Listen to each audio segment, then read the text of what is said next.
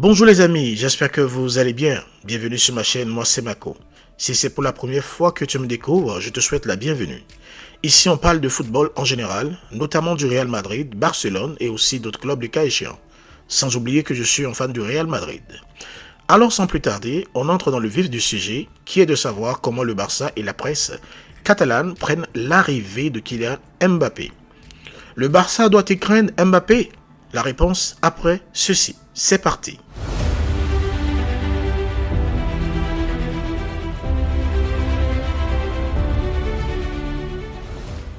Inutile aujourd'hui de vous parler de la rivalité entre ces deux clubs.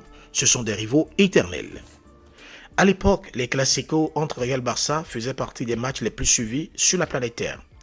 Aujourd'hui, la tendance est un peu à la baisse, on va pas se mentir. En ce moment, la Premier League a le vent en poupe. Par contre, avec l'arrivée de la superstar Kylian Mbappé cette saison, Bellingham l'an passé, Vinicius, Griezmann, qui est revenu à son meilleur niveau du côté de l'Atlético, le Barça avec Lewandowski, Gundogan et les jeunes de la Masia comme le prodige Lamine Yamal qui a fait un euro spectaculaire, Gavi, les frères William de Bilbao, sans oublier les autres clubs qui eux aussi rehaussent le niveau de jeu. Je peux citer Girona. Bref, la Liga ressort tranquillement la tête de l'eau. Foot Mercato nous apprend que malgré la grande présentation de Kylian Mbappé au Real Madrid, le FC Barcelone et les protagonistes gravitant autour du club ne sont pas du tout impressionnés par le projet madrilène. Pour être honnête les amis, le Barça valorise beaucoup plus ces jeunes venant de la Masia, ce qui n'est pas le cas forcément du Real Madrid. Avec la Castilla, on peut citer par exemple des joueurs comme Sergio Arribas, qui pour moi avait un bon niveau de jeu pour rester au Real Madrid. Il avait disputé seulement 14 matchs en équipe première. Au final, il a rejoint Almeria et est devenu un joueur clé de leur effectif. Miguel Gutiérrez est aujourd'hui convoité par plusieurs clubs européens vu sa saison incroyable avec Girona.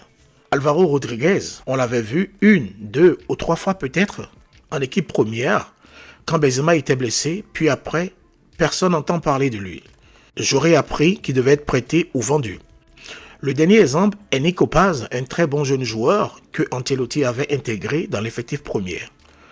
Auteur d'un but magnifique en Ligue des Champions contre Naples, lui aussi disparu des radars et franchement, c'est inquiétant de la façon dont le club gère ces jeunes joueurs, pourtant tous prometteurs. Je peux comprendre que la concurrence est hyper rude côté Real Madrid, mais il y a moyen d'intégrer petit à petit ces jeunes joueurs pour leur donner confiance et les laisser grandir convenablement. Ainsi, le Real pourra économiser lors des mercatos. A l'inverse, le Barça révèle chaque année des joueurs incroyables venant de la Masia. À l'époque, c'était Lionel Messi qui sortait de nulle part, devenu aujourd'hui l'un des meilleurs joueurs au monde, une fierté barcelonaise. Après lui, ce Barça continue toujours de révéler des pépites venant de son centre de formation. Exemple, Pedri, Gavi, que je surnomme le Taureau, Alejandro Balde, Femi Lopez, l'homme qui adore marquer lors des classicos. Koubarsi, un joueur débordant d'énergie, et le tout dernier exemple, Lamine Yamal, le plus jeune joueur couronné de l'Euro. Franchement, le Barça a de quoi rivaliser sérieusement cette saison avec le Real Madrid malgré la venue de Mbappé. Néanmoins, attention, je trouve que le Barça force trop sur les jeunes joueurs. Je peux comprendre que le club a de sérieux problèmes financiers, ce qui ne leur permet pas de recruter. Pour éviter les blessures répétitives, le club catalan ferait mieux de les laisser souffler par moment. Côté Real, on doit se gérer pour ne pas être la risée des moqueries sur les réseaux sociaux si jamais Kylian Mbappé flopait. Ancelotti doit trouver une manière claire de faire jouer ses stars. Il a réussi à le faire l'an dernier, mais est-ce avec Mbappé trouvera-t-il la formule magique? Laissez-moi vos avis dans les commentaires les amis. En effet, je dirais que le Real se porte bien depuis des années, à quelques exceptions près. On a toujours remplacé nos grands joueurs après le départ. Cristiano étant le meilleur buteur du club de tous les temps, quand il était parti, je me disais que le Real était mort. Sérieux, franchement. Je me disais cela. Et en plus, Pérez n'avait pas recruté d'attaquant. Et le numéro 7 légendaire a été donné à Mariano dans le temps. Après, il y a eu Ramos et Varane, les deux partis dans la même année. Si je ne dis pas de bêtises. Le cas Casemiro aussi, qui était parti à Manchester United. Et dernièrement, Benzema, parti du côté de l'Arabie Saoudite. C'étaient des joueurs très importants pour le club. Par contre, le Real arrive toujours à se transcender. Le Real arrive toujours à attirer des meilleurs joueurs du monde, ce qui fait qu'on continue toujours de gagner des trophées année après année. Aujourd'hui, Nacho, Joselu et Toni Kroos ont quitté eux aussi le club. Le cas qui m'inquiète le plus est Toni Kroos. Qui pour le remplacer, les amis? Qui pourra remplacer un tel joueur au talent immense, qui a presque tout gagné dans sa carrière? Il est monstrueux, ce mec. Cela me fait mal de le voir partir du club et prendre sa retraite.